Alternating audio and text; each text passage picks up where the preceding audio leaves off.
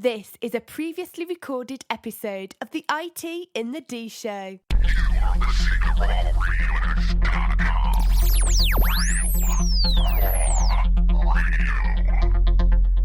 This is Max Headroom, and what you're about to witness is one of the most sinister-sounding intros to a trailer to one of the greatest epics ever. Live from the Raw Radio X studios in downtown Detroit, this is the IT in the D Show. Alive! It's alive! It's alive! The following program is intended for mature audiences. I dig you IT geeks. This is Dre Mateo from Sons of Anarchy. You are listening to IT in the D. I want you to be nice until it's time to not be nice. I think this situation absolutely requires a really futile and stupid gesture be done on somebody's part. We're just the guys to do it. Let's go! Conan, what is best in life? Crush your enemies, see them driven before you, and to hear the lamentation of their women. There can be only one. What's up, everybody? This is Billy Zapka. Sweep the leg. Listening to IT in the D Show. No mercy. Excuse me, sir, is this the Delta House? Sure. Come on in. Hey guys, this is Ty Mogg, Bruce Leroy from The Last Dragon. You're listening to the IT&D Show. Where do you guys think you are? The Library of Congress? Detroit? Beyond the sun? Any of those right? Hi, I'm Ernie Hudson, and you're listening to IT in the D. All you nerds out there. Take him to Detroit. No! No, not Detroit! No! No, please! Anything but that! No! I used to hang out at the Magumbo Bar. It was a rough place, the seediest dive on the wharf, populated with every reject and cutthroat from Bombay to Calcutta. It's worse than Detroit. You will never find the more wretched hive of scum and villainy. Then don't come! Shut up! This is Robert Hayes, the tit striker to my mother. When I'm not hanging out at the Magumbo Bar, I'm listening to the IT and the D Show. It's worse than Detroit.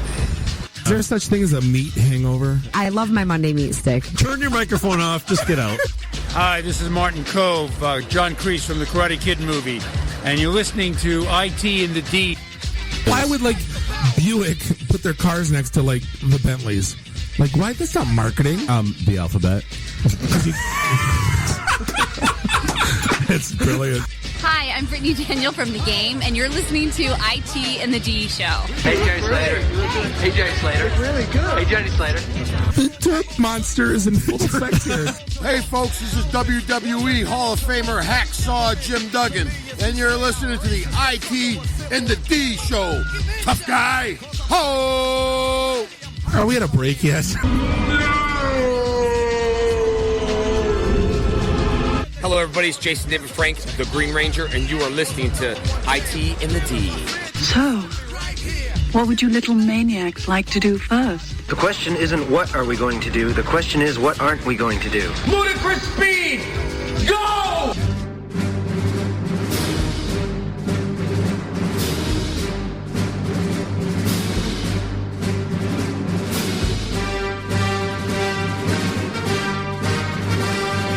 Season 2, Ep 3. So let's check. Did we rebrand? Nope. Are we going anywhere? Are we going anywhere? Nope. Are we changing anything? Nope. As always, we are the one, the only, the IT and the D Show. This is episode 47. There can be only one. Bob, what is best in life? We are here live in the Raw Radio X studios in the Russell Industrial Center in beautiful Midtown Detroit, Michigan, as always. The show is hosted to you by Mr. Monday Night, Bob the Sales Guy, Dave the Geek, Jeff the Voice of Reason. Yay. And we have a packed house tonight. Yes, we do. We have more stuff to talk about than we know what to do with. We ran out of microphones, apparently. We have... Yeah, we did.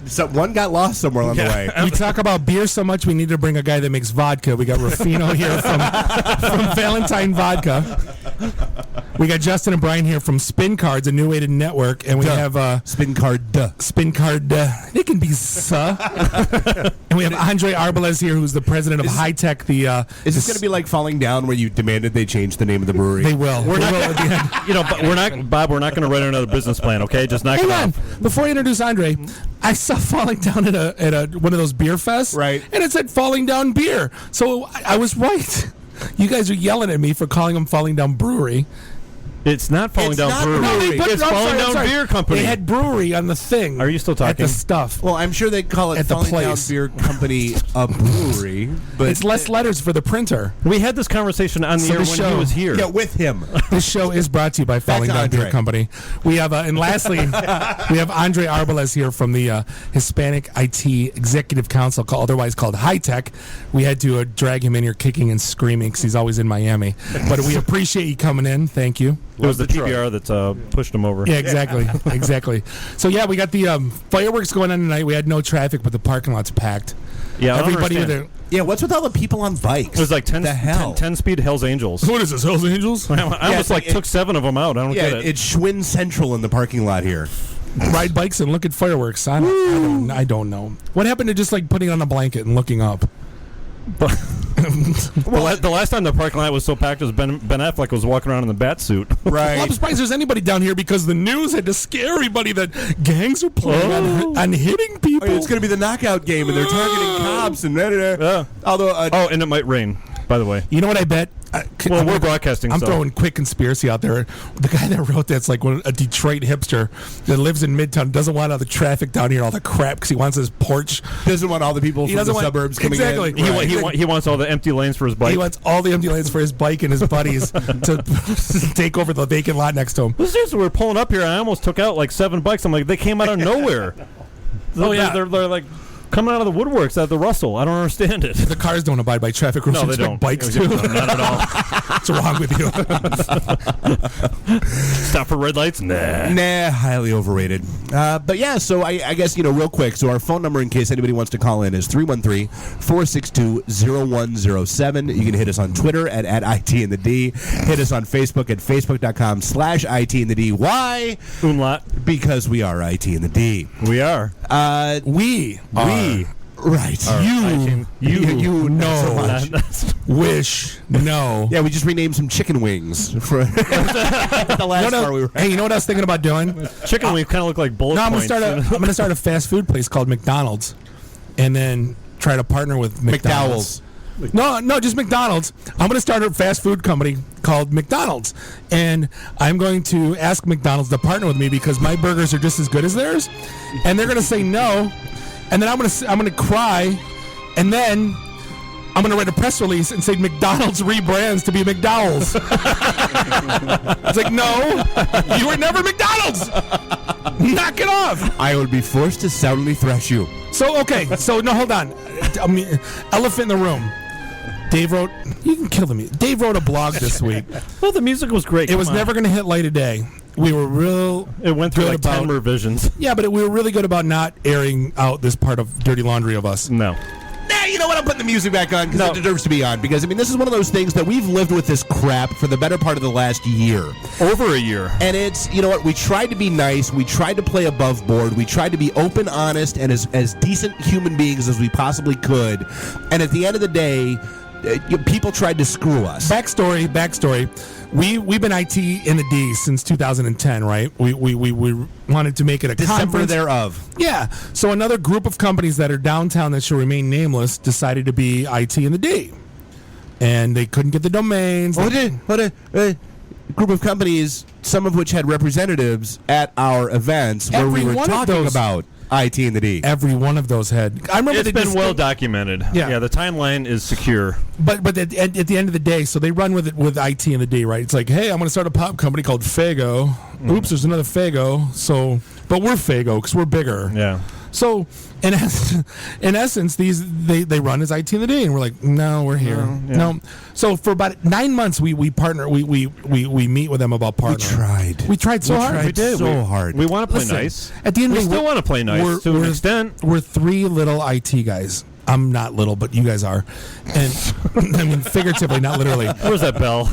No, but what I'm saying is, hey, this is a shot for us to be bigger than what we ever expected this thing to be. So we're going to listen. And we thought, hey, we could be a pillar company, and we could do better things than we're doing, and we bring a network, and everybody helps everybody. But It at the seemed end, like a great idea at the time. At the end, it really did. They hand us a contract. All they want is our domain name and no compensation. It was the third page, fifth bullet point on the seventh paragraph. On a poorly written MOU. On a Xerox copy of a napkin. That, like, my daughter could write in better English. Well, but in their defense, your daughter is really smart. Right, she is.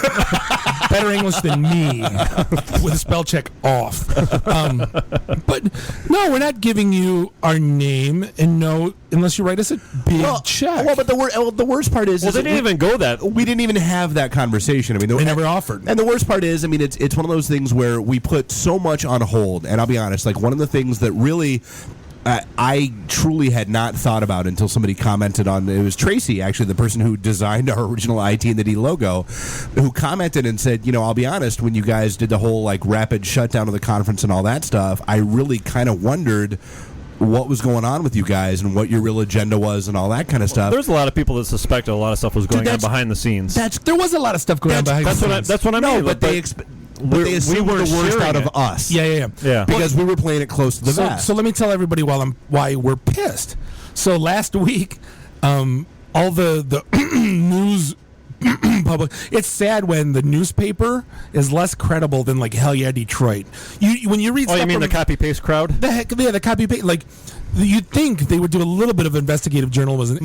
Just to Google something. No, because they've fired all their real journalists to save money on salaries. So what do? They problem. publish articles called IT and the D rebrands as bleh, and whatever they refocused as. Well, no, that's like, you know, I was talking to Rafito at the bar. It's like saying if you would try to be Absolute, and the Absolute slaps his hand, and then he goes Absolute rebrands as Valentine vodka. It's like, no, you were never effing Absolute to begin with. Yeah, because I mean we've got Rafino Valentine. Actually, this sounds genius. I might actually try this. Absolutely. Yeah. Just to get some PR out of it. No such thing as bad press. Yeah, just by the way, it may backfire. Chirac with a K. No, but so we got to run all week chasing down social media, the press, and go, no, IT and the D didn't rebrand. It's us. We're here. You know, because everybody's looking at us going, wait, you're rebranding? And that was the tipping point. Was and it was when we started getting emails. It was such a poorly written press release. Well, because we just went through our exercise back in. So, like I said, we started getting emails saying, "Hey, congrats, guys." We're like, "For what? No, that's not. No." Well, yeah, we went through our rebranding exercise in March of this year. Finally, because we put everything on hold when all of this nonsense blew up back in 2013. We put all of our nonsense on hold. We put the conference on hold. We put the rebranding on hold. We put all that stuff on the back burner because we had to, because we didn't know where this was going to go. And then it became an issue of, okay, I'm sorry, us using the name that we came up with makes you mad. We're going to use it more. Yeah, wait till next year. Yeah, watch us double down. And so we put everything in high gear. We rebranded for the March event down at St. Andrews Hall, and everything became IT and the D. No, the worst part is threatening lawsuits against 3 guys who are doing free IT events and helping people find jobs. Right. Because don't think we'll ever forget that. Don't think we will. Like, that's the one thing. At the end of the day, don't think nobody else knows that either. No, I like you. That's what until it is. you threaten to sue me. That's just bad business. I mean, it's networking 101. Stuff like that gets out, and it's already out. I mean, it's like, wait a minute. Before we even issued all the blog, dirty laundry. Dare I say we have power of the pen? But at this point, 40,000 people listen to this show. We're getting which I still don't understand. Hi, everyone. We're getting 3,000 uniques on our website, averaging 30 minutes. And we got 5,000 people in our LinkedIn group. I mean, people come to our site and they stay. Why? Because they read our stuff. And it's not like just Dave hitting refresh. Yeah, that's why it made me laugh, because we've had the whole conversation about where the hell are all these listeners coming from. Right. Well, we finally ran the stats. Well, that's pretty interesting. Well, you go to SoundCloud. Bob is our number 1 listener as far as plays on SoundCloud goes, and it's he's. I'm sorry, that's just a whole side conversation. Well, yeah, but he's listened to every episode on SoundCloud. Yeah, that's why Bob's the number 1 listener. Hashtag not a narcissist. Well, I can't really say anything because I'm like number 3. Right. Not only did they try to sue us, 3 different ways? Yeah. in boardroom meetings, filing bad trademarks and bad faith. You know, and it's fine. You know what I felt like as soon as I saw the Detroit News article, Andre, I looked at the thing and it felt like the Terminator movie when I was 12 years old, and I go, would you just effing die already? Like, it keeps getting up, it keeps getting up, it keeps getting up, and it's like, we thought this whole thing, these negotiations, we thought everything was done in this. We thought it was dead in November. Before that, then this press release comes out this week. Ego personified. It's like you can't just say, "Hey, we're launching this program." You really have to, like you were never a brand. Like to say you're rebranding means you actually had something. Yeah, try. Just die already. Yeah, please, for the love of God. That was the best quote I found today. Was the Breaking Bad one? Was the sun? It's like, yeah. Where did you find that? By the way, that was like an isolated clip. I googled. I went to YouTube and I said, "You just effing die already," and that was the first one that popped up. Was Breaking Bad. And the dad, when he's talking about, it, it's like, "Dad, will you just effing die already?" And I'm like, "That's just awesome. Give up. Just give up and die. Just give up and die." I'm like, "Dave, can you put this in the intro? Find some way, beep it out. I don't care." It was like 2 minutes before he had to come here. Yeah, not like there hasn't been a precedent for us beeping out stuff in the intro. So never. At the end of the day, little guy 1, big guy 0. I couldn't be feathered my cap. We're 2-0 against the big boys, and we are. Well, we're 1-0 against the big boys. We're 1-0 against a douchebag club promoter out of L.A. That's right, him too. Forgot about that guy. Is he still around? It doesn't matter. Yeah. But it's like you got enough in this town. Like, did you really need that name?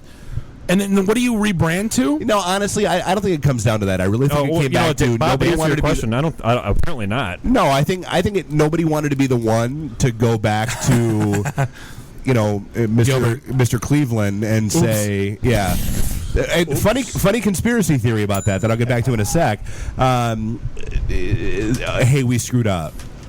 And we can't do what we were planning on doing. Well, again, worst marketing agency ever. The worst part about this is, and I think I talked to you about this. If you're a marketing agency and you're a branding agency, right? You're Valentine Vodka. If you go to Valentine Vodka and it's taken, you're like, shoot, I might have to change my name. You don't go like. You don't sit there and run with it and then go, well, I'm Valentine Vodka in the Detroit.org, which is in essence what they did. What did they call it? IT in the workplace, D. Yeah, that was just. Yeah. And then IT in the Detroit. No. Well, they just took out like the first through 7th suggestion that GoDaddy spits out when they search for a domain name. But if you're, I keep telling you, if you're branding and you're going through an exercise, you got to have GoDaddy open. If it's not available, Google it. It's 2014, or in this case, it was 2013. Like, do a little research for crying out loud. It was 2012. Excuse me, 2012, right? And you dare call yourself a marketing company? Yeah. Really? Yeah. Yeah, good times. Yeah. No, so good luck with the new venture. We hope it goes well. A funny side note. I was reading an interesting conspiracy theory floating around that Dan Gilbert would not have come to Detroit and would not have focused so much energy here had LeBron not left the Cavaliers. What? Well, he would have stayed and babysat LeBron. Think about it. That brand's worth more than but that pretty much killed that team when he went away. Oh yeah. And then there was the Comic Sans debacle, where he wanted to distance himself from that. So why not come focus on Detroit? I know you don't follow basketball that much, but do you know the Cavs have gotten the number 1 pick 3 of the last 4 years? We talked about this last week. It's like you want to talk about conspiracy theories. The frozen draft envelope. You know what though? Not so frozen. I'm not gonna lie. It's one of those things where you want to like someone so much because you think they're doing so well, and they just happen to fire across our bow. But, everyone's got skeletons in their closet. Everyone does. It's things like this that push people to do a little investigative reporting. Well, but here's the thing: I would never hold this against him.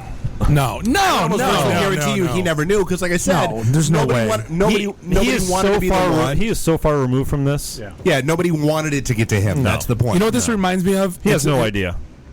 When I was studying advertising and marketing, if he did, he'd be pissed. Anyway. There's a study that came out that said you could watch like $5 million worth. They equated to like $5 or $6 million. We could watch $5 million worth of Ford ads on the TV, but if your neighbor said they were a piece of junk, that held more weight right? It was the power of social. Well, and so actually a good segue. There was a good story that came out today. How so basically major companies spent $5 billion on social media marketing last year. Really? And all the studies and results.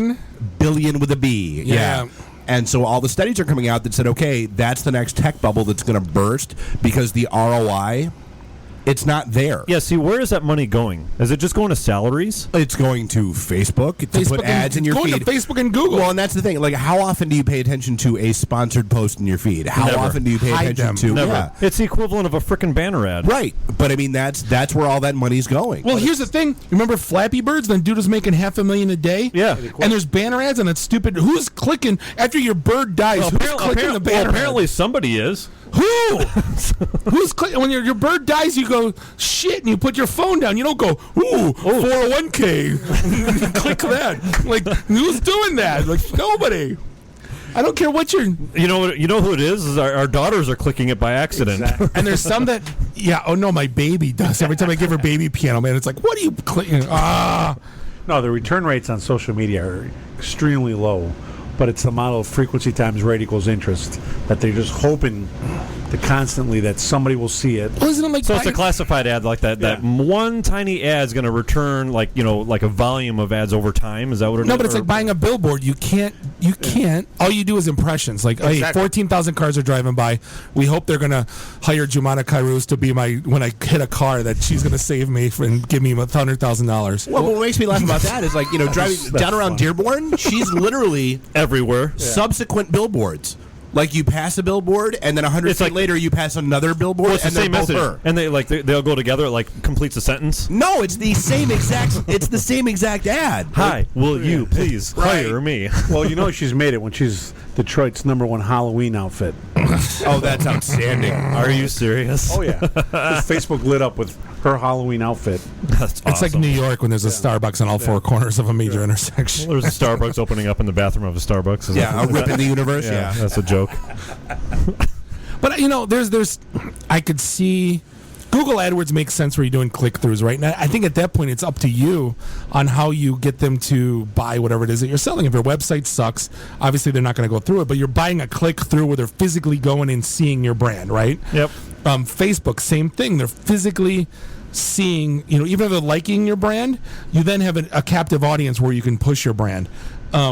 Everything else, I like those banners. I don't get it. And the one though that we talk about this all the time. The worst ones are when I go shopping for what was I looking for?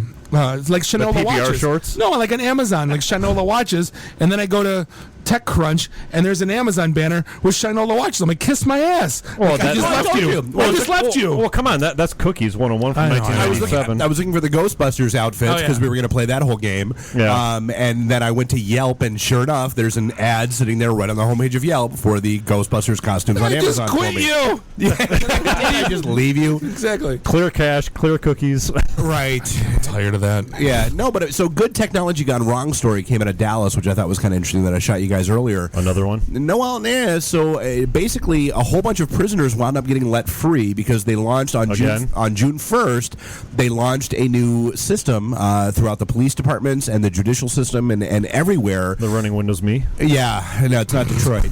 And so what wound up happening is they couldn't because they didn't give them any training. They didn't give anybody any information on how this whole system worked. Fantastic. Right. So a whole bunch of criminals some of them very hardened and facing some serious time got let go because you can't hold people indefinitely. You have to charge them within 48 hours.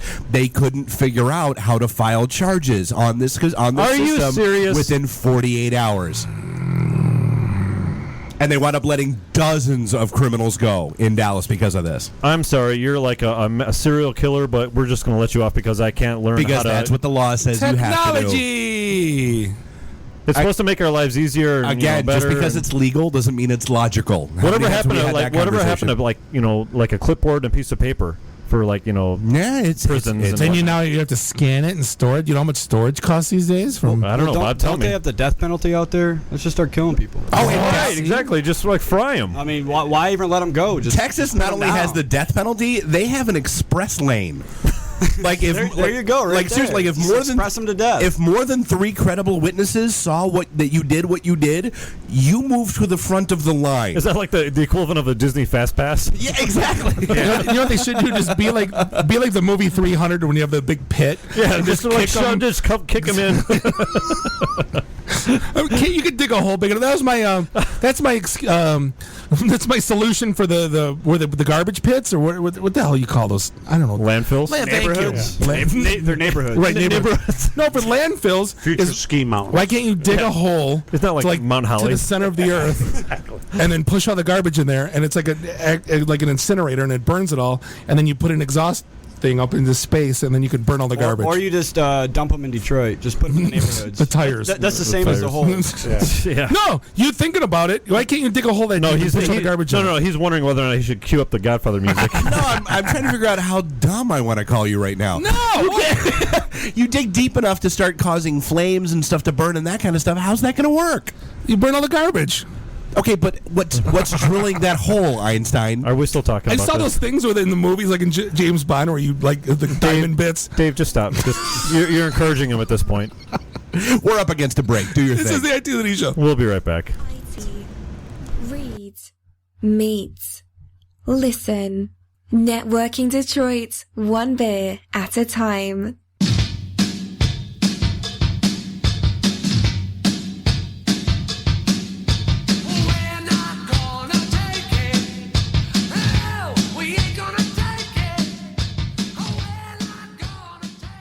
This is a previously recorded episode of the IT in the D Show.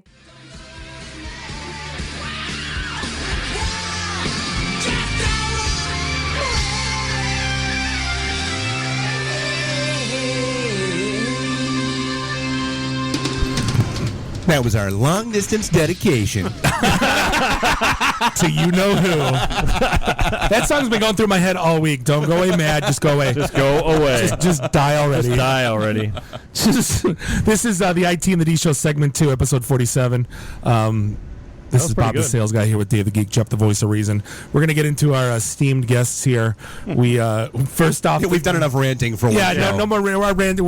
Our souls have cleansed a bit. We feel better. And I was going to give us one show to get this off our chest, and now we're good. Hashtag rant over. It was pent up for a long time. But yeah, we got Andre Arbalez in the studio. He is the president of HITEC, which is the Hispanic IT Executive Council.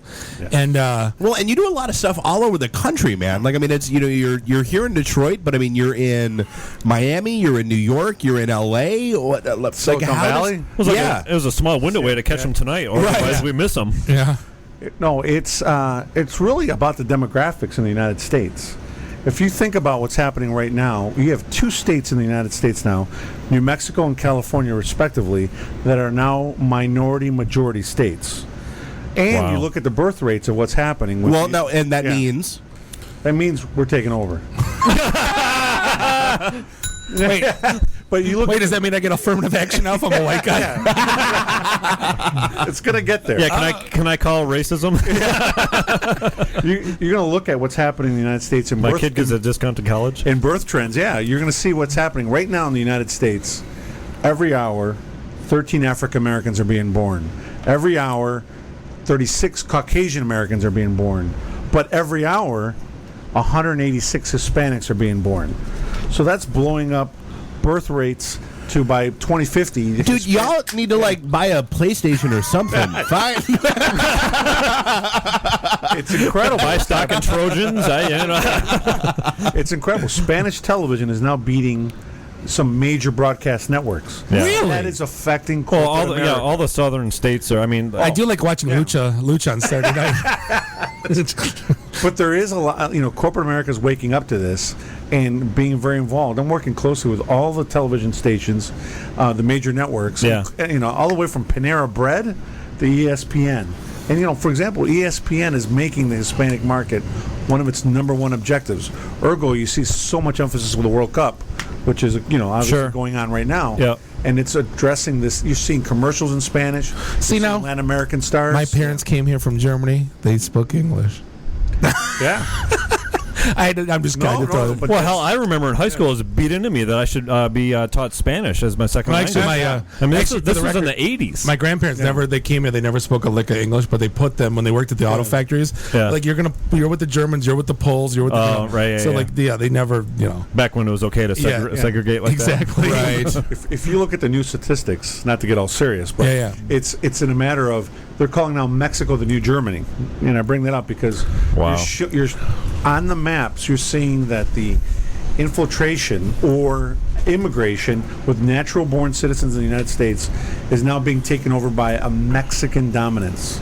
Really? Right now. And it's fascinating watching this growth transition from Germany as the largest immigrant company country to now what it is Mexico. Well, Germany was it was close to 50% at one point. Yeah, not too long ago. So now, why is it that, like, on network TV, because and I loved the show, and it got canceled after one season, and I was pissed. Why is it that shows like Kane that were on Fox, that were Latino dominated, that were, it was Jimmy Smits, who probably is the whitest Latino guy that's out there in America. But I mean, that whole cat. I'm like, why is it that those that those shows don't survive or don't stick? Well, give it 10 years. The first one is it wasn't in Spanish, and what's happening is it's sticking now. Is that like George Lopez? There's a few other ones that didn't last. Yeah, George. So he's been through what, 3-4 network TV shows now? Yeah. So what you're saying is, like, fundamentally, at home, young kids are, Spanish is their first language as opposed to English. What's happening now is it used to be in the 80s and 70s, you'd come from an immigrant family and you were pushed to learn English. Strongly to learn English. Oh, it's even before that. My great-grandmother came over from a boat, from Italy on a boat, 1902. She would beat the ever-living hell out of her kids if she caught them speaking Italian.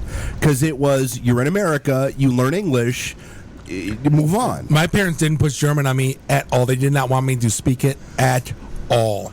Now, my wife, on the other hand, first-generation Polish, same background as my parents.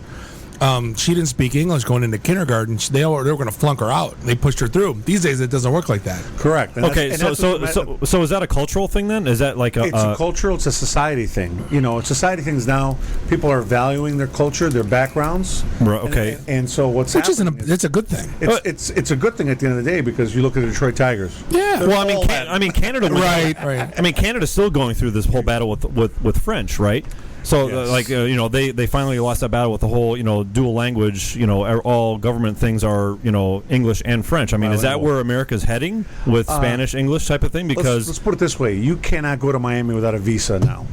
Because if you don't survive, you can't survive speaking English only there. Okay, but devil's advocate, is that how it should be? Because again, I go back to my whole long discussion. No, because I go back to my great grandmother. I'm trying to avoid the whole political conversation. I mean, it is what it is. We're on a radio show. We can talk about it. Dave, it's no different than my great grandmother. There's no FCC, so you're good. Yeah. I go back to my great grandmother. Her whole thing was, you're in America, you speak English. When nobody else is around, but why you can talk Italian. Devil's advocate to the devil's advocate. Why is that? Because it's predominantly a European-based colony. Because it's a melting pot, which means it's okay to have your own thing. But look at Switzerland; they speak 4 languages in Switzerland. Yes. If I'm not officially, officially. So what's it? Well, Canada's working just fine speaking French? English and French, right? I mean, that's my point. No, it's not. No, it's the face of America keeps changing. I would say in the 50s and 60s, it was really heavily trended towards the African American community. From that ever changing, it's way overwhelming now Hispanic. Right. Now that Hispanics represent 17% of the population and growing like gangbusters. Hasn't it 17% already? Well, I'm hesitant to bring up the whole overflowing borders in Texas thing. So that's we can talk about that. It but is it is a political issue. Yeah, and it's that's why. Yeah, and it is. But that's a whole separate thing as far as like what you're talking about with regards to people coming over here legally, looking for a job, et cetera, et cetera. And what's happened is our role in the Hispanic IT Executive Council is to become serious points of inspiration to this immigrant crowd as well as the naturally born citizens of the United States. Right. On our board of directors, just alone, includes CIOs of small little companies like Hewlett-Packard, hardly even worth mentioning. AT&T. I may have like 3 of their printers. I don't know. AT&T, Facebook, Johnson & Johnson, Procter & Gamble, Comcast, DHL. It's eye-opening. When people realize it, like, oh my gosh. They wake up and see this. And corporate, I often don't carry my work business card. I carry my HITEC card because it gets me in every door in corporate America. Right. And that's because every corporate CEO comes and speaks to us because they understand the value of this community. And because they understand it's not unlike some other cultures going on right now that don't care about the family and are very distant. Right. We are family orientated, we are Christian orientated, and we're extremely loyal to our product. And let me just add one thing. Yeah. We're a $1.4 trillion economy, making it the 14th largest economy in the world. That's the Hispanic market in the U.S. Yike. Wow. Well, I mean, a lot of power there. Well, no, and that's a good. That's why I'm launching a tequila. Excellent. But I mean, that's a good question. I mean, candidly, cards on table. 3 middle-aged white guys sitting here running a show. The vast majority of exposure that a lot of people have to the Latino culture is through, whether it was Miami Vice back in the day, or Scarface, or Colors, or and some other form of. Don't forget Eric Estrada on chips. Oh, dude, Punch! Exactly. Chico and the Man. Come on, that's my favorite. No, that was Sanford's son. Oh yeah, it was. Damn. But yeah, so I mean, it's like, what don't people know? I mean, I guess that's one of the key reasons we wanted to have you in here. Yeah, the language. Yeah. What's happening is. You have a highly educated workforce coming in. So let's break this down. Go. The Hispanic sector has really come in two markets. One is the European South American Hispanics. Okay. And then you have your Mexican American Hispanics.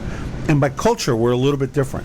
Yep. You're Colombian, right? Colombian. Yeah. So I fall into the former versus the latter. Well, it's two different types of Spanish, too, as far as the language. It's minor dialects changes. Well, it's like northern U.S., southern U.S., Michigan, Georgia, California, different. Yeah. And so what's happening is, in the South American Hispanics come to the United States educated, and they go enter corporate America right away and are making a big difference.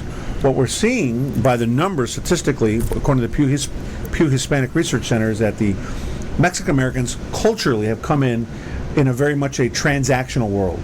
They come in working in restaurants. They work in laboratory fields. Jobs that are required cash, and their culture keeps them really tight. So they're not really encouraged to go to colleges per se. Okay. So what our role is to bring them forward by having this incredible group of executives from corporate America coming into them and drawing them out and pushing them into STEM fields. What an amazing group of role models, though. Yeah, we have it is tremendous, and it's like you're filling a vacuum, really. Well, remember, there's two tsunamis going on in the United States right now. One is the exit of white America and the baby boomer generation, right?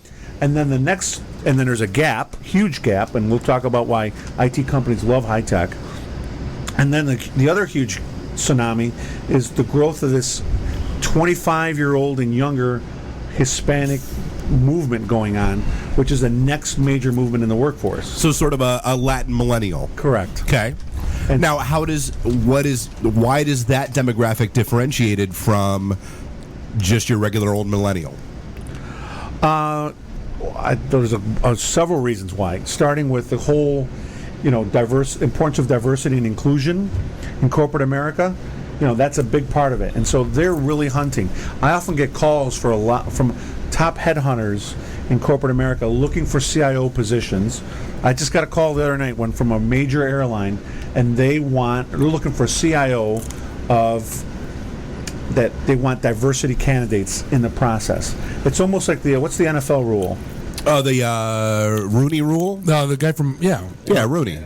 Is it Rooney? Yeah, from the guy from Pittsburgh. It's Rudy. No, not Notre Dame. Not from Notre Dame. Yeah, not Luca Rudy. No, but there's a rule where it's the Rooney rule. Art Rooney, yeah. Yeah, they're bringing diversity candidates as a big part of this because they understand, who's going to be flying these airlines.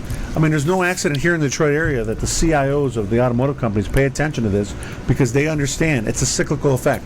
You work with this in this community, they'll buy your vehicle. See, haven't we caught flack in the past for you're not including enough women? We just had this conversation last week. We just had the conversation last week. And I guess exactly. I feel, this is a great question. I for you, feel Andre. obligated to ask the obvious elephant in the room question, which is, isn't that a form of discrimination? By saying I want a minority, but isn't it? By saying I want a minority hire. No, but because they're not saying we're going to hire. They want to look at candidates of diversity. Okay. So that's all they're doing. And I'm all about different viewpoints. No, but I was talking about us catching crap for not having people come to our events.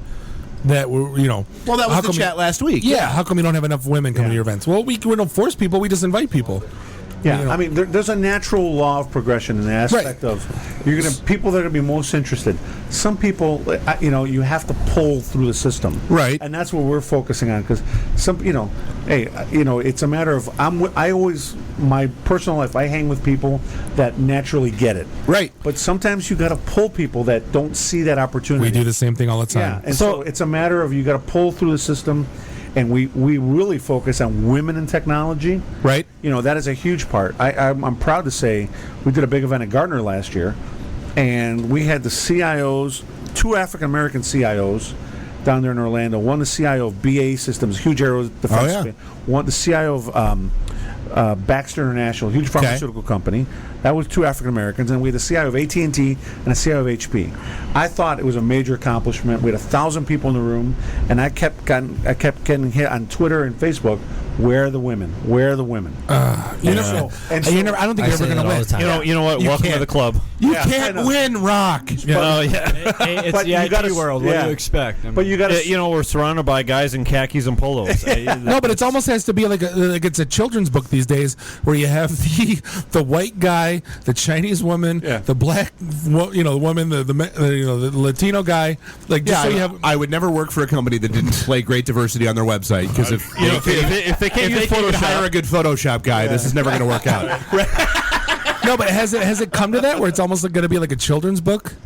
It seems like you have to go to Comic-Con to actually see some women. Well, and that's one of the great things we've done. Bell? Yeah. Where's one of the great things we've done is we've really worked hard and found incredible women in technology. They are there. They're all there. Yeah, absolutely. Last week I was in San Francisco, and I had literally on each arm the CIO of, and in a very professional way. I had the CIO of Intel, Kim Stevenson, and I had the CIO of Cisco, Rebecca Jacoby. And I posted on Facebook because it's a tremendous honor to see women of incredible companies. And then there are women of color running incredible companies here. Even here in automotive, there's a lady at Hutchinson Automotive, African American.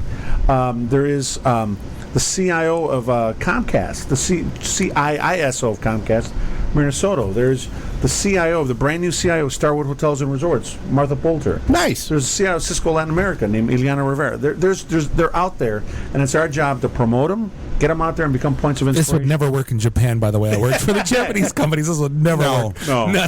So, Andre, you mentioned statistics and you mentioned demographics before, as far as birth rates and whatnot, and immigration stats. Are you noticing actually that, people from Europe are like, no, we're fine. We're not going to go to America anymore. And like the folks from Central America and South America are like recognizing an opportunity because they're seeing a vacuum there, and they're going. They're like, how is that? We see global inclusion now. Okay. What's happening is, and it's not because Hispanics, we can't play any card. We don't have the white guild card to play. We have to prove we're 100% business and we're 100% value. You're proving yourself. Yeah. So one of the things we're doing is we do an event every year in Miami called Emerge Americas, and when we part of our HITEC summit, and we literally bring European companies, North American companies, and Latin companies all together, and we use HITEC as a platform for all of them to meet and engage. Okay. Last year we had we were blessed with bringing the king, which is now the king of Spain, King Felipe. They have a king? They have a king. They have a brand new king, actually. Yeah, Spain still has a king. It's like figurative, like England? Literally. No. They're still a monarchy. Oh, wow. Yeah. They have one, and we brought him to Silicon Valley and really made him a HITEC member. Wow. And he's bringing in some of the largest telephone, How amazing is that? Yeah. BBVA, Santander, and Jazztel, some of the largest European companies, into the United States because they're growing. Everything, remember, the world is flat. Yeah. And they're today, yeah. And these companies that are global have presence in the United States. So they're bringing their extensions and their relationships into the United States. So I want to make sure we hit on this because we're getting... Oh, actually, we have a call. Hold on just a sec. Oh. Call number 6. Hey, this is the IT and the D show. What can we do for you? What's up? It's Raw Radio? Yes, it is. You're on the air. You guys on the air right now? Yes, we are. Yeah, I'm just going to preempt that one. Go ahead. What do you got? So Andre, I got a Howard Stern on. Andre, I got a question for you regarding like you're talking about bringing Europe in, you're bringing South American, right? I've dealt with trade in both, and it's hard to do business in Brazil. It's hard to do business in Spain. Why is that though? For what it's worth, you run a networking group with 5,000 people. You learn how to read a situation. Well, okay, so now I'll explain. Like in Brazil, for example, you will pay out the nose for a VAT tax unless it's assembled there. So what you'd have to do as an IT manufacturer is you have to assemble a box of screws and parts, and you have to hire a company to line. And in Europe, if it's not made there, you're paying 18 to 22%. And maybe they've changed now. Oh, in Brazil, it's the worst. Oh yeah, unless you have it assembled there. So there's a lot of, I guess there's a huge learning curve for a lot of IT manufacturers on how to do business with those areas. So it's dancing around the politics of those. You have to completely comply with all the the company. And I get what Brazil's doing. They're trying to employ people, right? There's no shame in that. But at the same token, they're dancing around the governmental regulations that are dictated. Absolutely. No, what's happening is a lot of those, IT, every company's now an IT company at the end of the day. Well, and they're all setting shop in Brazil. I mean, I used to joke, I come from Detroit, where they have healthcare companies that happen to build cars.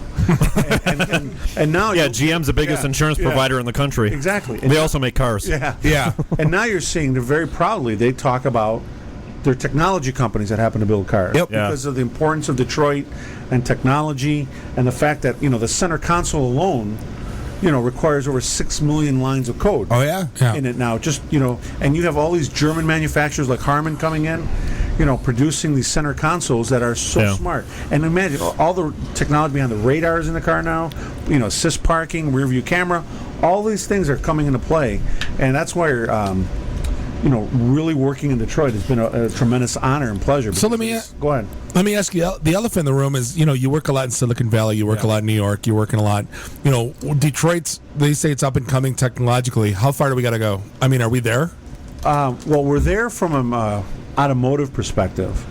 What's happening, you have a brand new, upbeat startup community coming now, and it's just evolving still. What I read was the startup community here is actually real. It's not a fluff and dog and pony show like it is in Silicon Valley. The guys here, they don't need the glamour. They want to they just want to work. Well, you joked at the bar that when you're in Miami, you say, I'm from Detroit, and they're like, really? Oh, they say that globally. You packing? Yeah. But one of the things that's unique about Silicon Valley is you have the entire ecosystem there that's prevalent. Yeah. Starting from the tier one venture capital area, the Series A, and you got second round funding. You still don't have that complete model here in Detroit, but it's getting there. No, not yet. Yeah, true. It's getting there, and you see. I always, I'm involved in another organization called Teconomy that comes to Detroit, and they've done sessions here, and they brought Jack Dorsey, Steve Case, they brought the first Obama CIO, Vivek Kundra here, all these things, and what's happening is Detroit's making good noise, right? And you love that. There's not enough noise to be made about that. I give speeches in Silicon Valley about what $500,000 gets you. And it's a night and day difference. Here's what Silicon Valley... An entire city block? Yeah, just about. the building we're sitting in, perhaps? Yeah. If you get an apartment, like, say, in Palo Alto, for $500,000, you'd be lucky to get a one-bedroom studio apartment. You got a closet. The size of this room we're in, perhaps? And if you're lucky, a covered garage. Right. Same time... Oh, yeah, by and large, mostly street parking. Yeah. Yep. Yeah. At the same time, $500,000 gets you a lakeside home with enough money to buy a pontoon and a speedboat and still have money left over. Andre, I say that all the time. Me working for HP and Cisco. Yeah. I'm on the same pay grade as the guys in New York and in Boston and DC and Silicon Valley and Miami. And we kind of laugh like these guys are complaining that they're broke. And I'm like... I'm doing okay. I'm doing pretty damn good because I'm in Detroit. But they're like, but I don't. Well, 3 of your kids are going through the college. Yeah, exactly. Exactly. The cost of living in Michigan and the Metro Detroit area is spectacular. Yeah. All right. Well, hey, before we hit the break, I want to make sure we touch on a few things. So, where do people find out about what HITEC has going on? So there's multiple ways. The best way, obviously, is our website, which is hitecglobal.org. And that's HITEC. HITEC. Well, and we'll have all the links as per usual with the write up and all that stuff tomorrow. And then our Facebook page, where we post a lot of information, is spelled out Hispanic IT Executive Council. Right. and you'll see a lot of great leaders, and we're always talking about opportunities, and companies always looking to get involved and hire. Awesome. So it's good stuff, which we like to hear. So yeah, and I love being from Detroit, and I'm so proud of what you guys are doing here. It was a great Thank you for joining Thank you for the support. Awesome. Appreciate you coming down. Well, and we'll dive back in more with him and we with got our a other ton more guests. stuff going on. Yeah, so much stuff going on. Packed show. This is IT and the D show. We're not going anywhere. IT and the D. Read, meet, listen. Networking Detroit. One beer at a time. Yo, man, you ready to drop this, man? Yay. Well, kick it for me. Kick it one time. Dance. Drop it.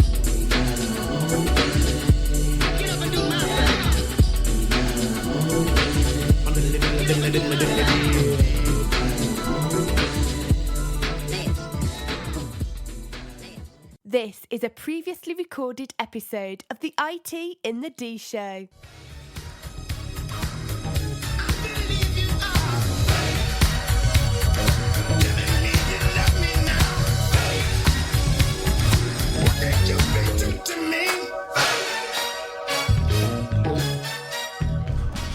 And we are back, the original, the one and only, often imitated, never duplicated, the IT and the D show. Nice. Here in the Raw Radio X studios in Russell Industrial Center, beautiful Midtown, Detroit, Michigan. This is Bob the Sales Guy here with Dave the Geek, Jeff the Voice of Reason. Honestly, Andre, we could have had that segment go on for 2 hours. Oh, easily. More like 7 hours. We'll definitely have to bring you back sometime, but we appreciate you coming out. Moving on. Well, and again, just to be safe, in case anybody wants to call in, our phone number is 313-462, not the guy that called in before, 313-462-0107. Wait, that was a guy? Yeah. You can find us on Twitter at IT and the D. You can find us on Facebook at facebook.com/IT and the D. No omelet. Hashtag. No omelet. Yeah, right. Hashtag this. But the core of this group has always been networking, right? Absolutely. And every time we always go to an event, you come back with 30 cards, and you're like, the first thing out of your mouth is, shit, who is this guy? And I think one of the rudest things to do in networking is to pull out a pen and write on the notes on the back. And right on the back of the business card. I think these guys, we met these guys at the last networking event, and I think they brought an interesting spin to the whole card handout thing. And Come here so I can slap you. Yeah. Wait, I'm actually closer. Hey, come on. Hey, you did a great job. That was good. That was good. That was a good spin. So this is we got Justin and Brian here from Spincard. Right, they're trying to replace business cards, and yet they handed us business cards. So let's talk about that. You know what? It's very meta because it actually is a card. Right. It's a disposable card. If you didn't see it, I did. You can easily toss it out, and it's like a frisbee. Exactly. Throw it to someone else if they need a card or need to get your contact information. Just there throw you it go. that. So what is Spincard, and what's the point and purpose and focus behind it? Yeah, so we decided that we're all still handing out pieces of paper. There's got to be a better way to do it than that. So we came with an app, a Spincard app. So the way it works is you sign up for the app, you get a 6-character code. That's what you share. So it's think of it as like a short code to your contact information. Okay. So you hand out your business card. That's great. But what if it changes, right? What if let's say you get a new Twitter account? What are you going to do? You're going to hand out new business cards? It can be kind of tough, right?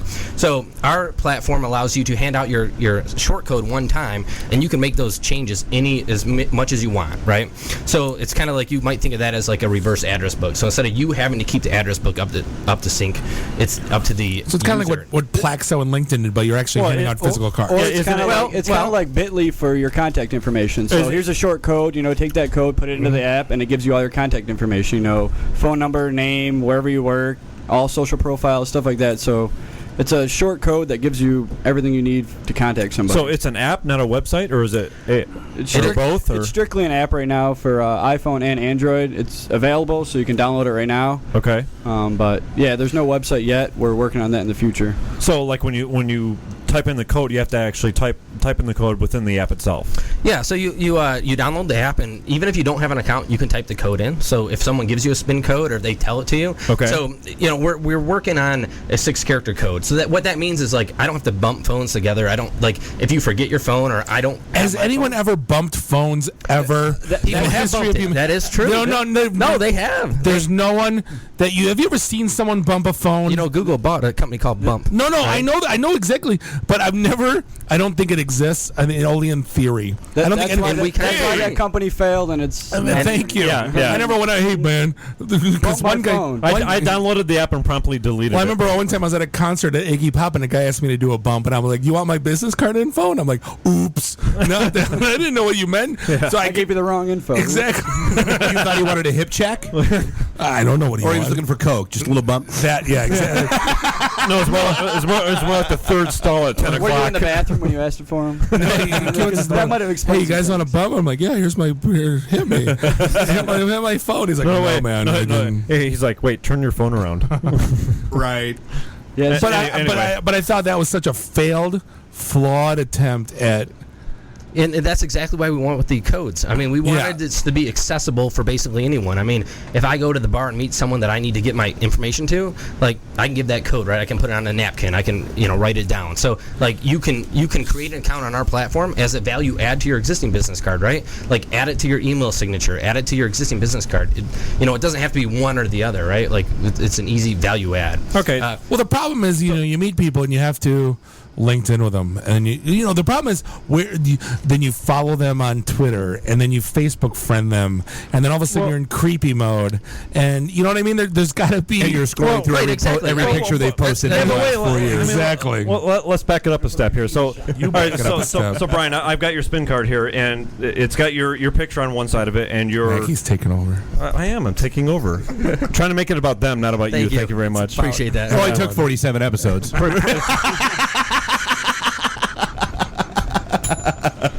So how does one get a spin card like this with my picture on one side and my code on the other, or my name?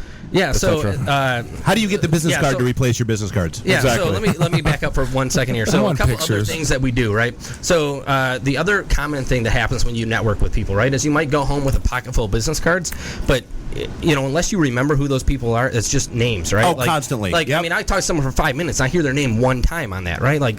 Networking 101. This is hard. I already forgot her name once, right? This is hard for me to figure it out, right? So what we try to do, right, is put a picture to the name, right? So as a user of our platform, we really encourage. It's like for real estate and insurance agents. Whee! No, it's for everybody. I mean, everyone can benefit from a picture on their face. Not except for anyone I'm giving my business card to. They don't want to see my mug. Well, yeah, I mean, we all have faces for radio. Put your wife's picture on your card. Oh, point taken. Yeah, so back to what you were saying about the physical card. So we do have a physical card because, I mean, let's be honest, everyone's not ready to pull their phone out at an event, right? Part of the issue is you get business cards. What do you do with them after you get them? Do you throw them out? Do you scan them in? I mean, what do you do? Well, I don't know, Dave. Bob, as a sales guy, what do you do? I mean, you go to a lot of these type of conventions and things like that. I mean, when you're on sales calls, do you get a handful of cards and you type the information into your online database and then discard the card, or what do you do? No, I find them on LinkedIn and I'm done with it. Yep. LinkedIn, send an email. Thank you for your time. And that's it. Let's have a cup of coffee if it warrants it. Otherwise, keep me in the network. LinkedIn request, and that's it. And then they're in a pile of cards in 47 shoeboxes that I have on my desk. So then you do something digital with it. You move to LinkedIn or somewhere where you can actually contact them. And that's where they're trying to bridge the gap. Yeah, exactly. We're trying to bring the physical world to the digital world. Yeah. And that's there needs to be something, because there's nothing that, like I said, you meet that one guy that hits you up on LinkedIn, hits you up on Facebook, follows you on Twitter, and then you're like, Jesus Christ, I get it. But there's got to be. You still have no idea who they are, and you don't. I met. Well, you forgot who they are. You may have had a half an hour conversation or shared 7 beers with them. There was someone I met, two people I met for 30 seconds at the last event, and they hammered my everything. And you know what? One guy, I said, let's grab a cup of coffee. The other guy, just I followed him back on Twitter, but it didn't do anything. Right. I want this to do, it needs to do something. You know what I mean? I want that to be my end all.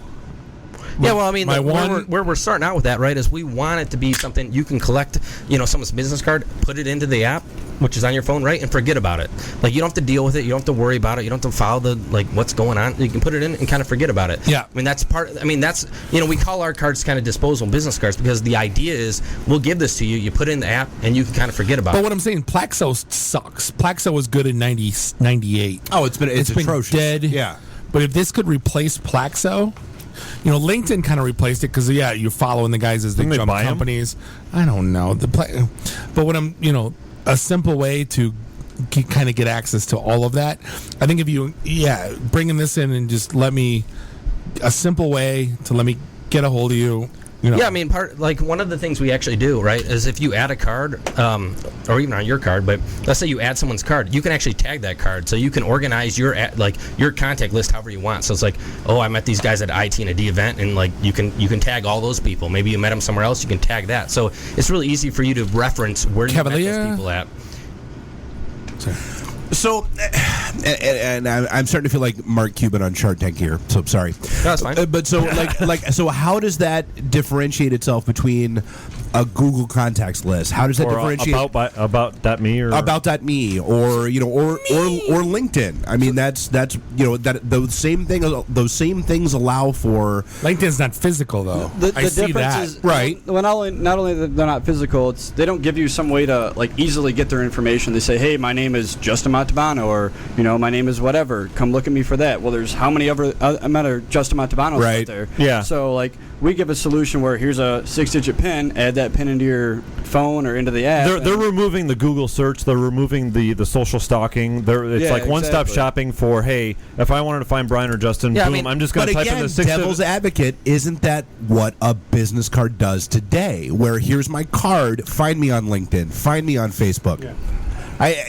Like I said, I get it. I'm kind of coming off like the Mark Cuban jerk during this stuff, but that's the question I've got. I mean, what? I see. Okay, so hold on. I see sales guy. Hold on. I see LinkedIn.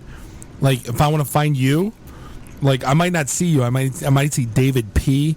Then I got to enter your email address. But you have my card. But I have your card. But then I got to enter your email address. To me, this cuts down a step. Simplifies it. It does. That's what I'm saying. It removes a barrier to that search that you're going through. I don't have to write david.phillips@butthole.org. I don't have that. I thought you did. I might have to now. But David Phillips is my secretary. Right. Yeah, that'll reach Haas. Thanks. Okay. So what's the? I guess how has adoption been thus far, and what are the plans, and how are things going with it? Yeah. So basically, we launched our product on January 1st. We started development on January 1st. We actually launched the first version of our product on February 6th. So in a month, we had the first version up and running. It's impressive. Since then, we've iterated about 5 times. So around version 5 or out in the App Store and the Android store. Right. So right now we're taking a lot of feedback from users. I mean, it's great that people have questions, and we're trying to answer all those questions and figure out where does it miss, right? So for example, one of the things that came out of the feedback, right, was it's kind of tough. If I got to introduce an app to someone while I'm at the meeting, that's tough, right? No one wants to do that. So we're we can simplify this with a physical medium, right? Yeah. So. So we're building the product out, and we're taking feedback, and we want to make it better. I mean, it comes down to this, right? You might say all I really care about is LinkedIn. Well, that's fine, but that's a little bit short-sighted because look at something like Facebook, right? How many young kids now are using Facebook? None of them. Exactly. So what we're building is not we're not relying on one system, right? So let me give you an example. Let's say you're a photographer, maybe you're a musician, right? When you're sharing stuff with people, it ain't LinkedIn that really matters, right? It's your music or it's your photos. Right? So what we allow you to do is we'll let you link your photos, or we'll let you link your music, right? So we understand. So what about MySpace? So it's a portal to you. Everything is about you. It's a digital identity for all of your stuff. So we understand that most people right now it's going to be LinkedIn, and so we support LinkedIn, right? But that doesn't mean it's always going to be LinkedIn, right? And there's other needs. Maybe I can't wait till someone invents a LinkedIn destroyer. LinkedIn killer. It's going to be us. It's going to be us. Please. I can't wait. Well, but I get here's the obvious question that comes along with that though is I don't necessarily want somebody I meet at a networking event coming to find me on Facebook. I want them to find me on LinkedIn. Sure, they can find me on Twitter. No, we're not Facebook friends. That's not going to happen. Stop trying to make that happen. That's never going to happen. So, how I mean, is it like just all, if I give somebody this code, is everything I've popped in there just exposed? That's a great question. So it's actually up to you what you want to share, right? So we support like Google Plus, LinkedIn, Facebook, Twitter, right? But it's totally up to you what you want to share. So you might only put the media that you want to connect with people on, right? So we're not telling you, hey, you have to put your phone number in here, you have to put your email address in here, and put your LinkedIn on here. Like, it's up to you to put what you want. I'm all about Google Plus. I'm all about the Google Plus. Right. Damn it! Why didn't you say that? I could have queued up the Crickets app. Yeah, the gym membership of the internet. So it's totally up to you what you want to share. So we're not forcing any specific share method on anybody, right? I mean, if it's just your name and like a website, it can be just a name and a website, right? But the value here, right? The value is if I give you a physical, like normal traditional business card, and today I say it's just a name and a website, and then in a week I say that's not working. I need to add my Twitter. I need to add my LinkedIn. All of those people now are out. They're never going to get that information, right? In our app, they'll all get that. So right away, they're going to get all that additional information. Dave's looking at the sky. No, but again, are you still playing devil's advocate? I am. Play it all you want. This is good. Because I keep coming back to LinkedIn. We want it to work so bad that's why we're doing this. I keep coming back to LinkedIn where, you know what, if I'm not at that job anymore, I update all my credentials within LinkedIn, and that's how all of my professional contacts find me. Dave, I actually like this thing a lot because you know what? I go to a lot of trade shows. Your business is different than ours, so I want your aspect. By the way, I'm the only tech guy in the midst of only non-tech guy in the midst of 6 others. So I feel a little out of place. You make booze, so we like you. Yeah. Except he didn't supply us you can come by anytime. You know what? I go to a lot of trade shows. I do a lot of events, and I always come back with a pocket full. I take my suit to the dry cleaner, and about 50 cards fall out of that thing. Yeah. If there was, and they never see the light of day. And some of them, I'm sure, were valuable. So if there was a way to just quickly take that from the card and get it on my computer, I wouldn't have lost, maybe that sale to China. Yeah, but I think in your business too, you're not using LinkedIn. I think don't use LinkedIn. Exactly. But so I think that's another key point is the non-LinkedIn crowd. But we keep hammering LinkedIn. I mean, but I think you Brian, you made the point that LinkedIn is just one API. It may not be the professional outlet, and I get that. I mean, that's Well, and so we actually just Paul, our good friend, just hey, I like Spincard. I'm tracking what they do on LinkedIn. I don't have an Android or an iOS phone.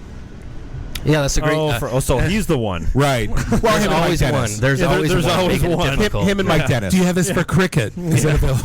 So what we're actually for the 4 people that are using Windows Phone out there, or maybe a BlackBerry. Right. Hey, BlackBerry's profitable now. That came out in the news today. It is not. Whatever. They're going to add rim jobs now. Yes.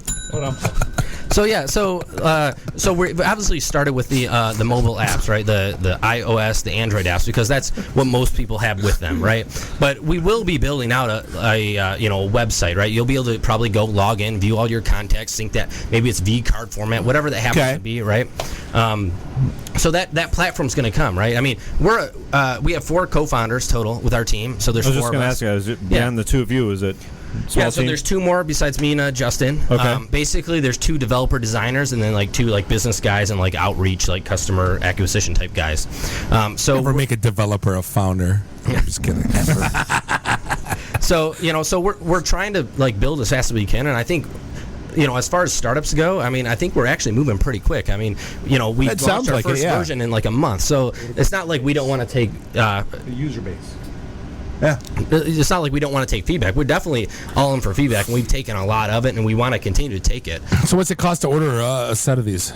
Yeah, so unknown right now. Yeah, so we're figuring it out. So the physical spin cards are a rather new pilot here that mainly the co-founders and a couple brand ambassadors have.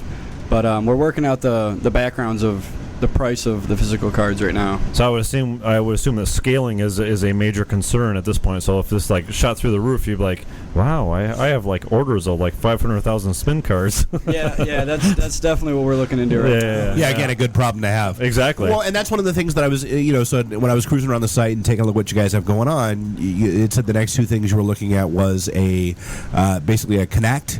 and then the physical spin cards. So like what? Are people hopping into this now? Like, I mean, is this something that's got a user base out there that's starting to grow and move and mature, or? Yeah, so I mean, our test market is basically Detroit. Yeah, again, knowing that you're like right? 4 months old. So, so what we've been doing in the Detroit market, for example, is we do these things called Spin Party.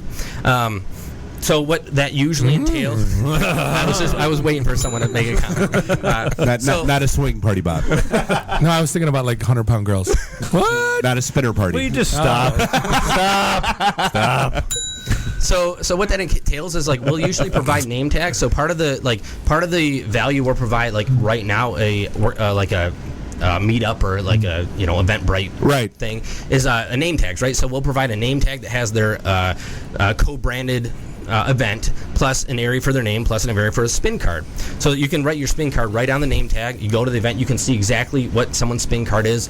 You don't even have to really make the ask for a business card if you don't want to.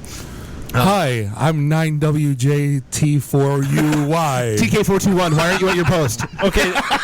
Actually, Bob's joking about that, but can I pick my own code? So that's also coming soon. So at the same time we release the physical spin cards, you're also going to allow you to get your own spin code. Got it. Okay. How many? Yeah, everybody's fighting for TK421. Yeah, and you laugh at that, Mine's but we have actually thought of that, right? So like we understand that like that's a little bit goofy, right? Like we understand like just like you joke about it, but there's truth to that. So that's also why we have the physical cards, right? So like the physical cards, it's not goofy if I'm going to give you a card, right? It's really not that much different than you give me a piece of paper with your name and all the other stuff on it, right? Well, I'd rather you type in a 6-letter than my first name dot my last name at whatever at whatever company I'm hyphen the other ink. Exactly. Here's a great let me give you a great example actually in real practice. So or an Enye, one of our you over there. So one of our co-founders was on a phone upside down question mark. Right, and they asked it on a phone call, can I get your contact information, right? Well, so what are we going to do? We're going to spell out the email address? We're going to spell out the phone number? No, it's like, here's the spin card, 6 characters. You got that? You're done. That's all you need, right? So, like, that's kind of the... Like, I have an 11-letter last name that's the biggest pain in my life. Then you're a perfect customer for them. We'll shorten it to 6. Yeah, you can make it whatever you want. Well, Cisco's real good at that. It's 8 letters, right? 7 or 8, I forget.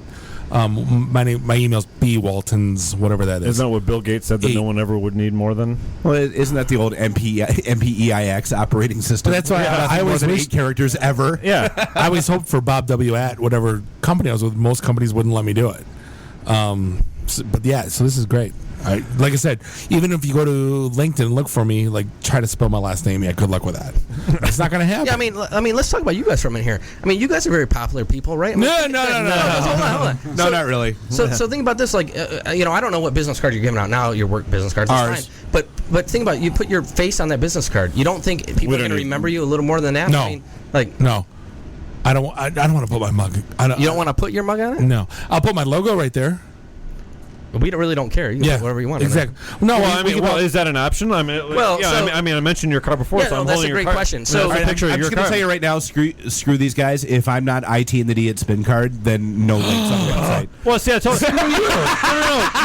No. Dave said TK421. I said IT and the D. I already said that like 30 seconds ago. You guys both suck. But Brian, if I wanted to put the IT and the D logo on this, could I? I mean, is that like an option of the app, or does it have to be a mug or whatever? Right. So right now, the way it works is the photo you make as like your profile picture. That's the photo we'd put on the physical card. Got it. But nothing stops you from like uploading whatever the logo. So you could have the U of M logo on there if you wanted. If you I could have a Masa beer.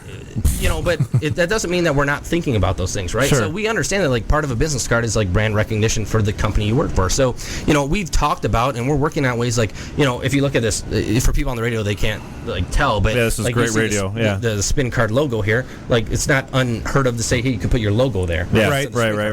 So like we've heard of these things. Oh, we have a call coming in. Another prank. No, different. Hey, this is the IT and the D show. What can we do for you? Hey, it's Haas. Hey, what's going on, Haas? What's up, man? I want to know if I can get Dave Phillips as my secretary at spincard.com. That's longer than 6 characters, Jeff. Way to pay attention there, Skippy. Can we abbreviate it somehow? Wait, DPI. Yes. You cannot be DP secretary. No. But you know what? We may be able to make that exception. We'll get a custom one just for you. So what are you doing out there, Skippy? Just calling in to harass us? Completely. Taking up time from our Why couldn't you come to the guests? studio tonight? Because there's no room, so it's probably a good thing. Yeah. Thank you for calling. Well, thanks for not having me there. Way to bring value to the show there, Haas. Yeah, thanks a lot, man. Yeah, thanks for taking time away from our guests.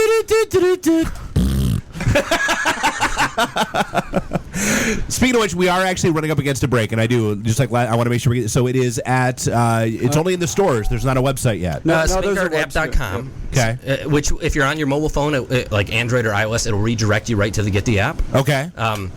If anyone gets the app, they can add me. It's Brian R. That's the code. So go ahead and feel free to add me. And feel free to add me, just Justin. Okay. Simple Justin, yeah. So, and I know you guys are out on Facebook as well. Yep, Facebook, Twitter, LinkedIn. Spincard app. Spincard's on Twitter. I think it's Spincard's on Facebook. Yeah, we're SpincardApp.com. Okay. And if you search on iPhone or Android, make sure you do Spincard, all one word, no gap. Okay. And not plural. Not plural. No S at the end. You said S once here. You said no, that was we you. did That confuse you a little for bit. Twitter. You have to, but not for the other thing. I don't know what the hell is going on anymore.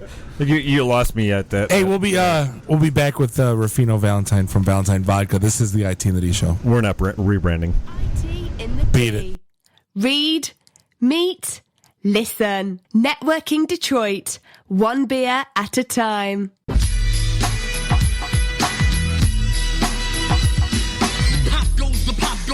And the weasel, I see the empty pocket needs a refill. I got a squad with a list of complainers. I should have started. This is a previously recorded episode of the IT in the D show.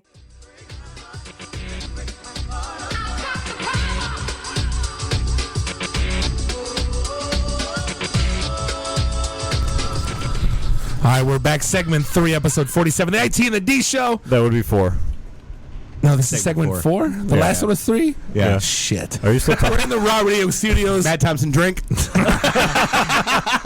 are in the Raw Radio X Studios in the Russell Industrial Center.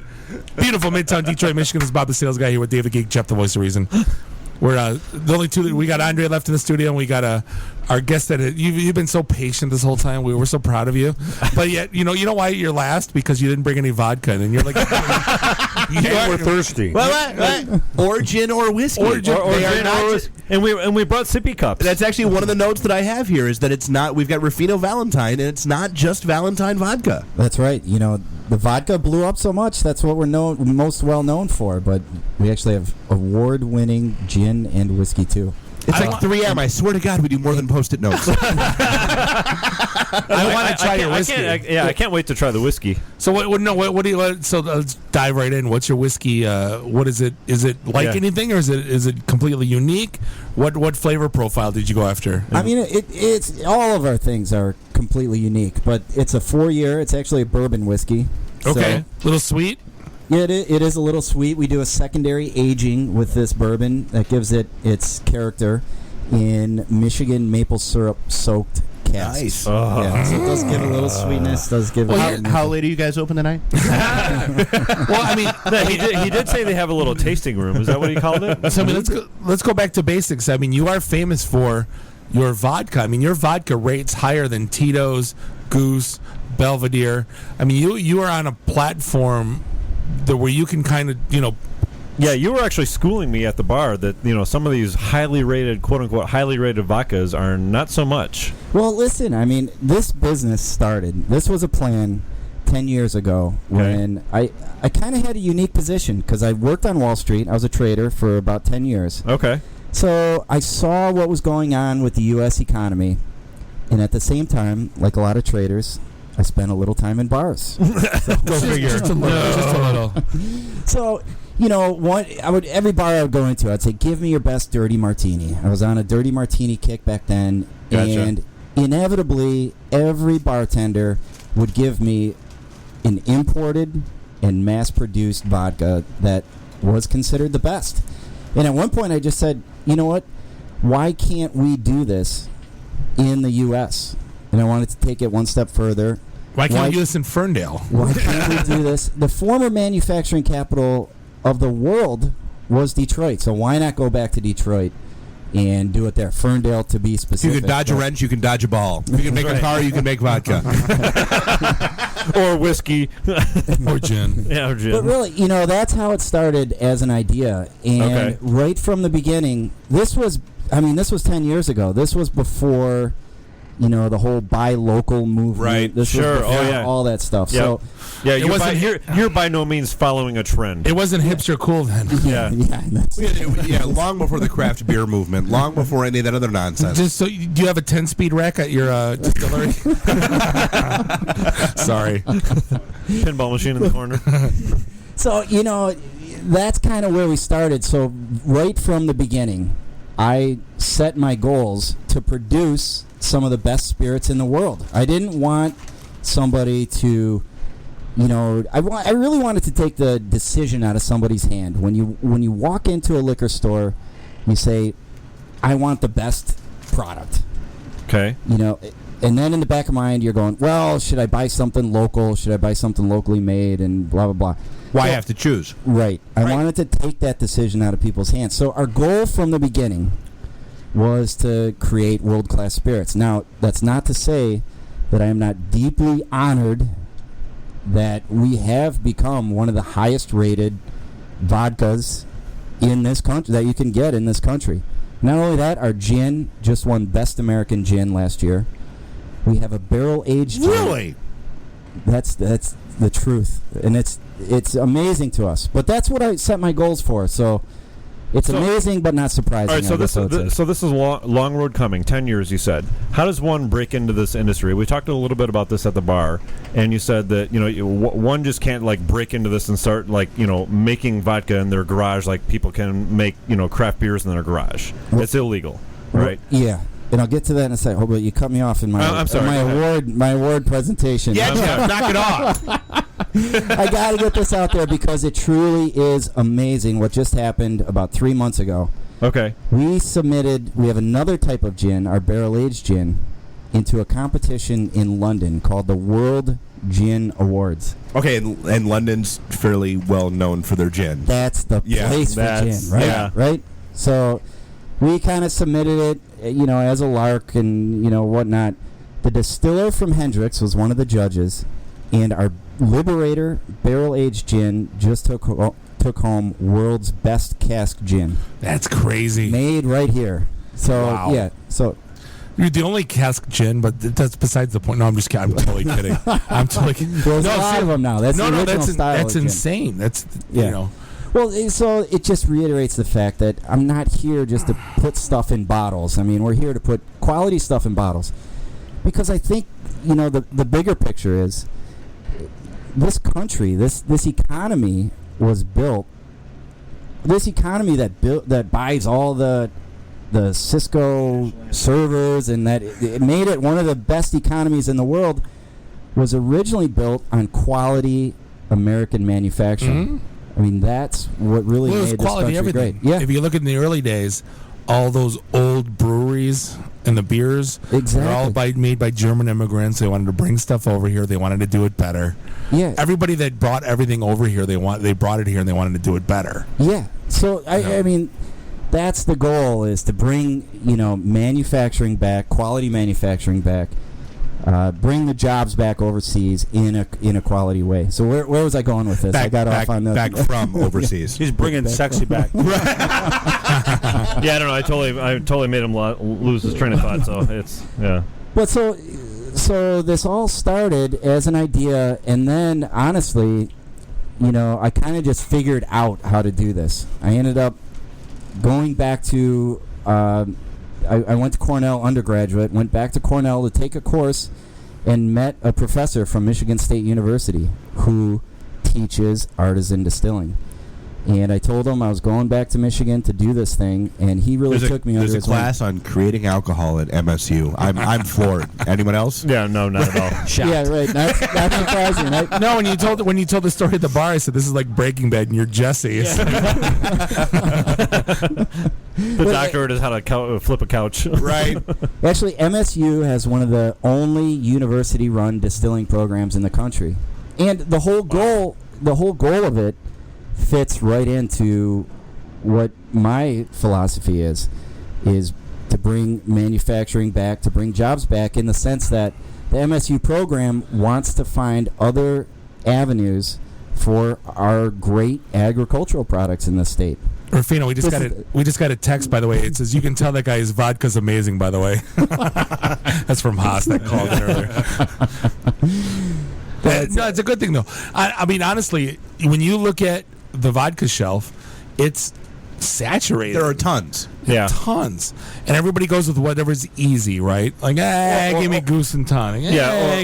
Or what they've heard of or what their dad told them to buy. Yeah. And then Puff Daddy goes, buy Ciroc. So like, I want a Ciroc. And, I don't think people, not necessarily look hard enough, but I think there's more out there that they don't even realize. Well, I'll call it not saturated. I'll call it littered. Well, because honestly, that's... When you put flavored vodka in, it's awful at that point. We got Bunnerts and all that, like the cheap crap. Well, when these big companies started coming out with Coke-flavored vodka, I was like, all right, this is it. Is it really that hard to mix a vodka and Coke on your own? Apparently for some bartenders, yes. Birthday cake, I've seen the worst. They're awful. Oh, there's glazed donut flavor right now. Buttered popcorn flavor. Girls like that. You know what we did find, though? He mocks me constantly because of my bar stock. And I'm like, what does your wife ask for when she comes over? Dave, make me a martini. But you know what I make her? Honestly, I make her Polish martini, pickle juice, dirty martini with pickle juice and vodka. We actually call that, in our cocktail lounge, a Detroit Dirty. Because we use... our vodka. Kind of Hamtramck, man. That's a Hamtramck martini. We call it a Detroit Dirty because we use McClure's pickle brine. They're about a quarter mile away from where we are right now. You're gonna change the name before I leave. Once again, we're modifying somebody's business plan. Right. No, breaking news. I'm launching IT and the D vodka. Ooh. We'll have all of our events there. We'll bring it here. Yeah. What's it going to taste like? Snarky? How do you bottle sarcasm? Perhaps a little bitter. Right. Slightly jaded. So, and it's not just the distilling stuff. I mean, you have the distribution. I mean, obviously people can go to a liquor store and find, all the Valentine products that are out there. But you also have the location that's in Ferndale that people can come in, hang out, have some drinks, chill, do their thing. And that's where? Well, that's in Ferndale, right? Just off the corner of 9 and Woodward. Right. But you can buy a bottle in 7 states, over 3,000 accounts right now. Nice. By the end of the year, we're going to get that up to 20 states. Jeez. And we're actually building out a new facility just for manufacturing due to demand. We're actually shipping to Italy later this summer. Fantastic. So. Congratulations. Yeah, so, it's exciting for me because it's really come full circle. So we wanted to bring manufacturing back, one, we do in our small way. Or we want to be a catalyst to show that it can be done. But now we're actually exporting to other countries. The importing thing was a big thing. Well, when I saw some of the videos you had in your site, and it was you running around with the casks and the bottles and the hoses and everything else that was going on. I mean, this really is like it's you doing your thing, trying to make this grow. I make every single batch. I taste every single batch. I bottle every single batch. That's an awesome job. Wow. So he's living our dream. Right. So it is exciting, and people are ready for this, and you can kind of tell that in just the demographics of the whole thing. 10 years ago, when I was putting this business plan together, there were less than a dozen micro distilleries in this country. Now there's over 400, one opening up about a week. And I think... Not a surprise. Well, I think what it says is people are sick of going to huge chains. They're sick of getting their products from, mega corporations who don't care about the quality. Well, I don't necessarily want an Absolute and Tonic. I don't want a...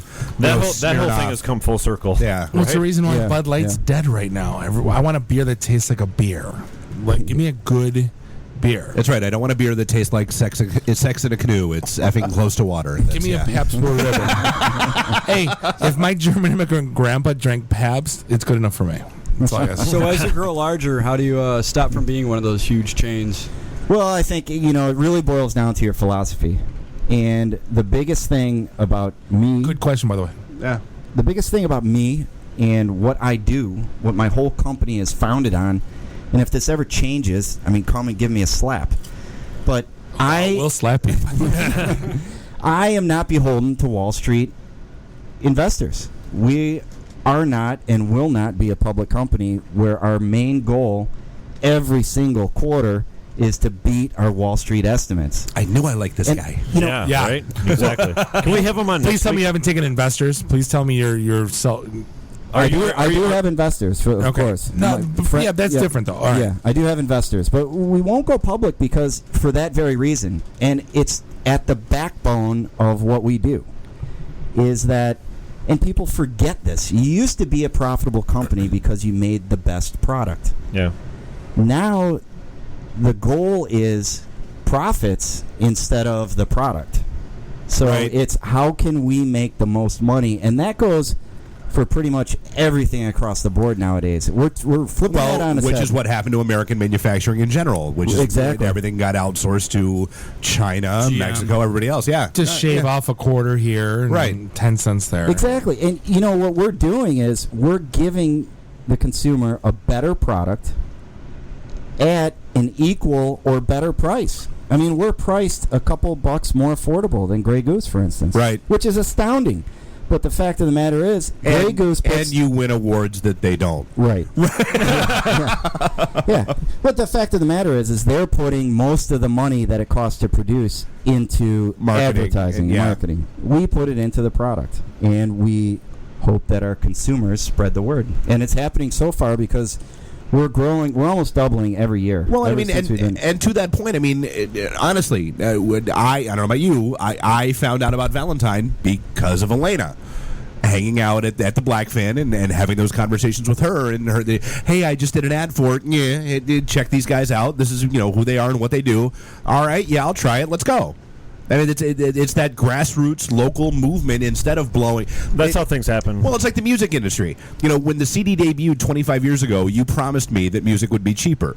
Music isn't cheaper. Why? Because you spend $5 billion a year trying to convince me that I like Justin Bieber. I don't like Justin Bieber. I'm never going to like Justin Bieber. Save the $5 billion, make my CDs cheaper, and maybe I'll stop downloading music off the internet. Bob, should we be cueing the music?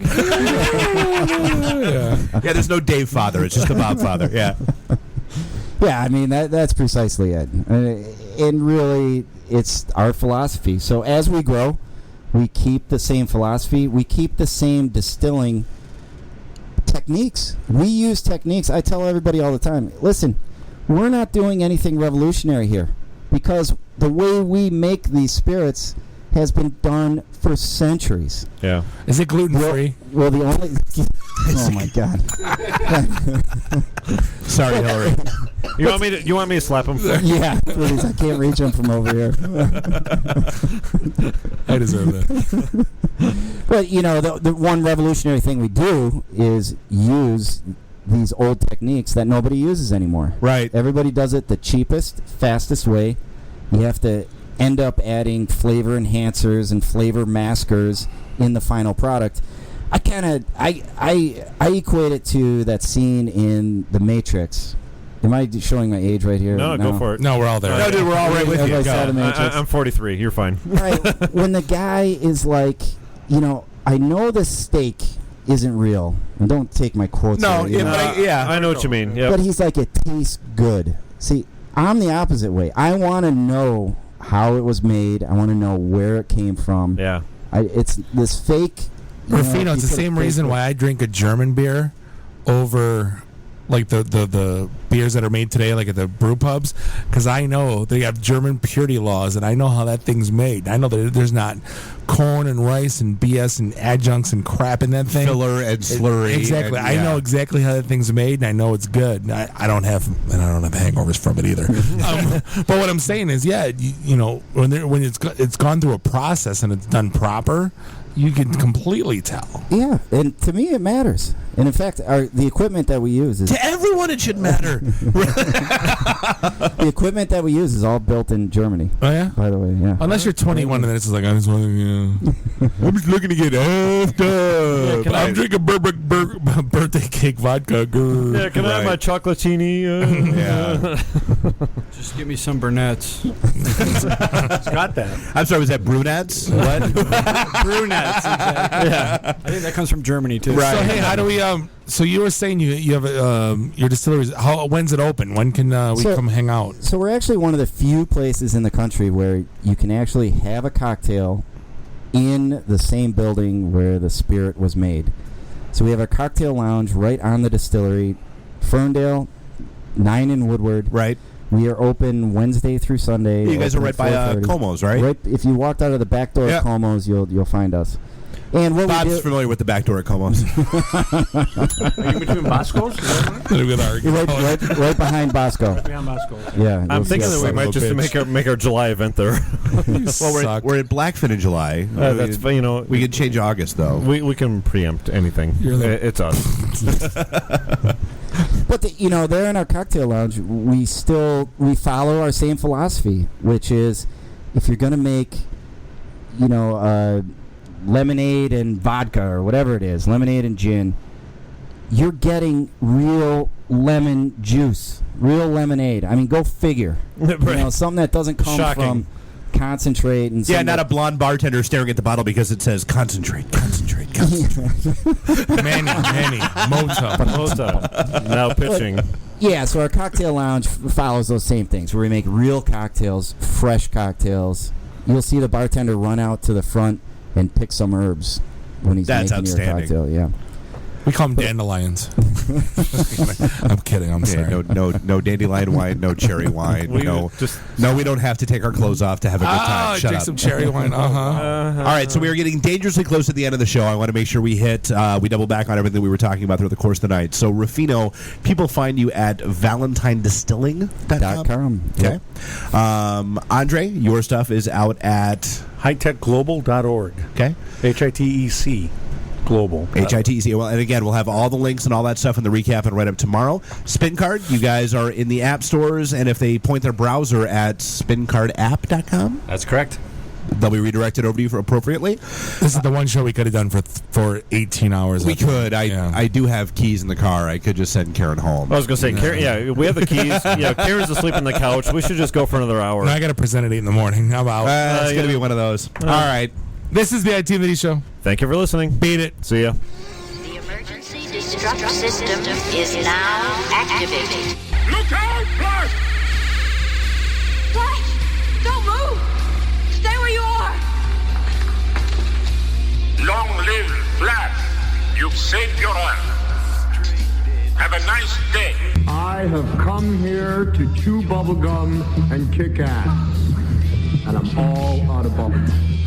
Hey, Doc, we better back up. We don't have enough road to get up to 88. Roads? Where we're going, we don't need roads. Nice shooting, son. What's your name? Murphy. Game over, man. Game over. It's over, Johnny. It's over. Nothing is over. Nothing. You just don't turn it off. I hope this was as much fun for you as it was for me.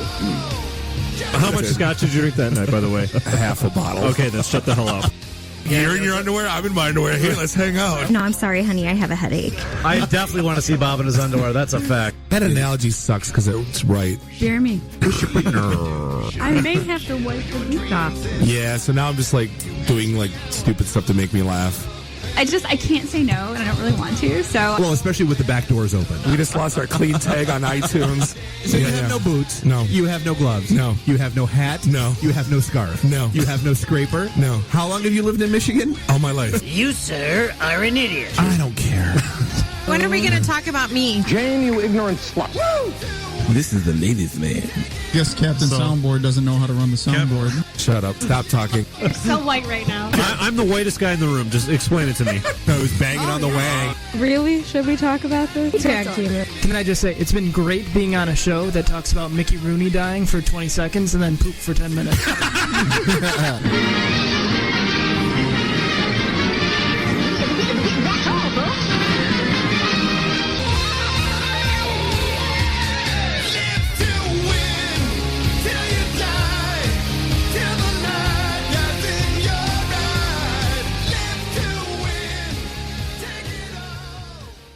This is a previously recorded episode of the IT in the D Show.